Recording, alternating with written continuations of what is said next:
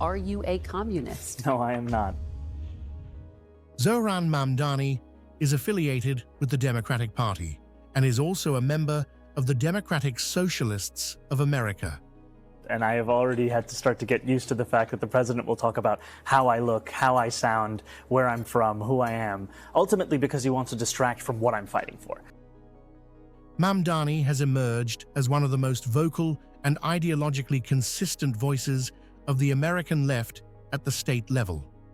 This moment of anti-Semitism in our country and in our city, and I've heard those fears and I've had those conversations, and ultimately they are part and parcel of why. His multicultural background and personal experiences have informed his passionate advocacy for immigrant rights, housing justice, and racial equality. I think ultimately it was the focus on the fact that we live in the most expensive city in the United States of America. It's also the wealthiest city in the wealthiest country in the history of the world, and yet 1 in 4 New Yorkers are living in poverty, and the rest are seemingly trapped in a state of anxiety. And what we've seen is that this is a city that needs to be affordable for the people who build it every day. Our focus was on exactly that. And by keeping that focus on an economic agenda, we showed New Yorkers that this could be more than just a museum of what once was. It could be a living, breathing testament to possibility. I think that people are catching up to this election. This is an election that went against so much of the analysis that had been told about our party and where we needed to head to. And ultimately, what we're showing is that by putting working people first, by returning to the roots of the Democratic Party, we actually have a path out of this moment where we're facing authoritarianism in Washington, D.C. Prior to entering politics, Mamdani worked as a housing counselor, helping tenants navigate New York's often predatory real estate landscape. The first thing is living up to these promises that I have made, because I've made them because I intend to keep them. And in a city of about 8.5 million people, close to 2.5 million New Yorkers live in rent-stabilized housing. The mayor, through a board called the Rent Guidelines Board, sets whether or not those rents increase or stay the same. The previous mayoral administration froze the rent 3 times. This one, led by Mayor Adams, increased it by 9%. So the first thing that I would do is start to constitute a board that votes in reflection of reality. And the reality I'm speaking of is that the median household income of those tenants is $60,000 a year. The landlords of those units have seen their profits increase by 12%. It's time for relief for working class New York. So I think what we've shown over the last 8 months is our ability to take that which is considered a non-starter and make it seem inevitable. We've shown that with this campaign, and ultimately we're seeing that our vision to tax the top 1% of New Yorkers, these are New Yorkers who make $1 million a year or more, and our proposal is to just tax them by 2% additional, is something that has broad support and will continue to increase that support over the next few months. Elected in 2020, after defeating a long-standing Democratic incumbent, Mamdani ran on a bold platform that called for universal rent control. I think it's time for a leadership that doesn't twist arms, but rather builds partnership. And I'm looking forward to having that with the governor, because ultimately my policies, my vision, it's driven by an assessment of what's actually happening. The Fiscal Policy Institute found that the top 1% of New Yorkers leave at 1/4 the rate of other income groups. And when they do leave, it's actually to other states considered high tax, New Jersey, California. So it's not fiscal policy, it's quality of life. And ultimately, the reason I want to increase these taxes on the top 1%, the most profitable corporations, is to increase quality of life for everyone, including those who are going to be taxed. Not at all. There have been many in editorial board who have had concerns, and what we've shown is that more than 400,000 New Yorkers are excited about this vision. And the reason they're excited about it is one that is in line with the scale of the crisis in this city. I mean, we are talking about our tax base growing smaller and smaller each day, with New Yorkers leaving to New Jersey, to Pennsylvania, to Connecticut. If we do not meet this moment, we will lose this city. And our proposals are ones that are thought out. They are ones that are also clearly going to be funded by these revenue streams. I'll give you an example. When we talk about grocery stores, I've put forward a proposal for a pilot of 1 grocery store in each borough. These are 5 grocery stores that would cost $60 million in a city budget of more than $113 billion. Increased taxes on the wealthy and divestment from police and carceral systems. And ultimately, the reason that we are so excited by them is we've seen that they've worked in Kansas. We've seen that when a feasibility study was done in Chicago, it was shown to be something that was not only feasible, but pressing and urgent in an urban setting. And finally, it costs less than half of what the city's already set to spend on subsidizing corporate supermarkets without any guarantee of cheaper prices, any guarantee of collective bargaining agreements, or that they accept SNAP or WIC. I don't know if I need his support specifically, but I want to make clear that my vision for this city is a vision for every single New Yorker, including business leaders across the city. And the reason I say that is that my proposals, even the ones to increase the top corporate tax rate of New York to match that of New Jersey, are ones that would also benefit those business leaders. Because when I have conversations with them, what I also hear is just how expensive this city is preventing them from attracting and retaining the talent they need to grow their business. And ultimately, I'm looking forward to having those meetings, having those sit-downs to make clear why this vision would benefit all. His campaign reflected a broader movement among younger progressive Democrats challenging the status quo of urban governance. Explain why you are bringing race into your tax proposal.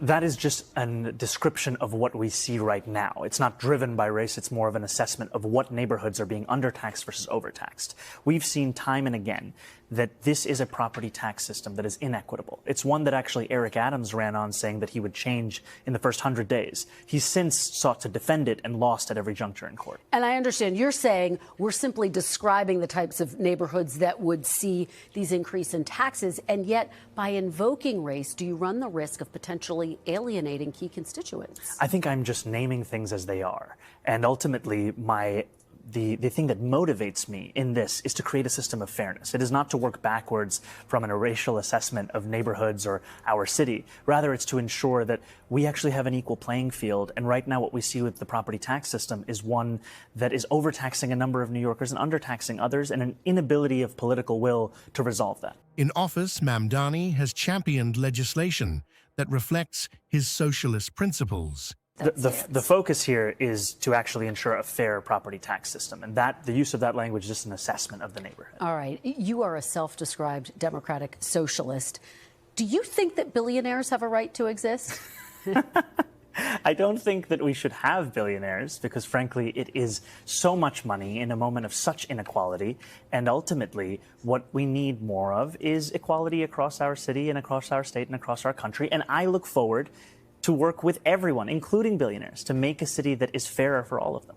Well, let me ask you about what Donald Trump, the president of the United States, has had to say. He's had a lot to say about your campaign. He called you a communist. Because he's the president, I want to give you a chance to respond directly to him. How do you respond? Are you a communist? No, I am not. And I have already had to start to get used to the fact that the president will talk about how I look, how I sound, where I'm from, who I am, ultimately because he wants to distract from what I'm fighting for. And I'm fighting for the very working people that he ran a campaign to empower that he has since then betrayed. He has pushed for the Good Cause Eviction Bill, which aims to protect tenants from arbitrary eviction and unaffordable rent hikes. And when we talk about my politics, I call myself a democratic socialist in many ways inspired by the words of Dr. King from decades ago, who said, call it democracy or call it democratic socialism, there has to be a better distribution of wealth for all of God's children in this country. And as income inequality has declined nationwide, it has increased in New York City. And ultimately, what we need is a city where every single person can thrive. Let's talk about immigration, deportation. Are you committed to keeping New York as a sanctuary city? Absolutely, because ultimately we've seen that this is a policy that has kept New Yorkers safe for decades. It's a policy that had previously been defended by Democrats and Republicans alike until the fear-mongering of this current mayor. And it's a policy that we've seen ensures that New Yorkers can get out of the shadows and into the full life of the city that they belong to. And it's one that I will be proud to stand up for. He has also called for greater state investment in public housing and public transportation, as well as a more equitable tax system in New York. We have to stand up and fight back, and we haven't seen that from our current mayor, who has instead been working with the Trump administration to assist in their goal of building the single largest deportation force in American history. I mean, we saw ICE agents arrest a migrant at Federal Plaza, and then we saw NYPD officers arresting a pastor who was peacefully observing that arrest. Those days are going to come to an end when I'm the mayor. The NYPD's job is to create public safety in the city, not to assist ICE agents in their mission to attack the very fabric of this city. It's been difficult. It's been difficult to have to deal with the regular and repeated smears and slander upon my name and on the very basis of my faith. And I think what's so sad is that this is but a glimpse into what life is like for many Muslim New Yorkers and many New Yorkers of different faiths who are constantly being told that they don't belong in this city and in this country that they love. Mamdani is critical of corporate influence in politics and advocates for a government that prioritizes working-class communities over special interests. And ultimately, what continues to give me hope is that these moments are but small examples, something that goes against what so many New Yorkers actually feel. Because what we know is that this is a city for all of us. And what Tuesday night showed is that what New Yorkers want more than anything is a vision that binds us all together. That's not language that I use. The language that I use and the language that I will continue to use to lead this city is that which speaks clearly to my intent, which is an intent grounded in a belief in universal human rights. And ultimately, that's what is the foundation of so much of my politics, the belief that freedom and justice and safety are things that, to have meaning, have to be applied to all people, and that includes Israelis and Palestinians alike. But do you actually condemn it? I think that's the question and the outstanding issue that a number of people, both of the Jewish faith and beyond, have.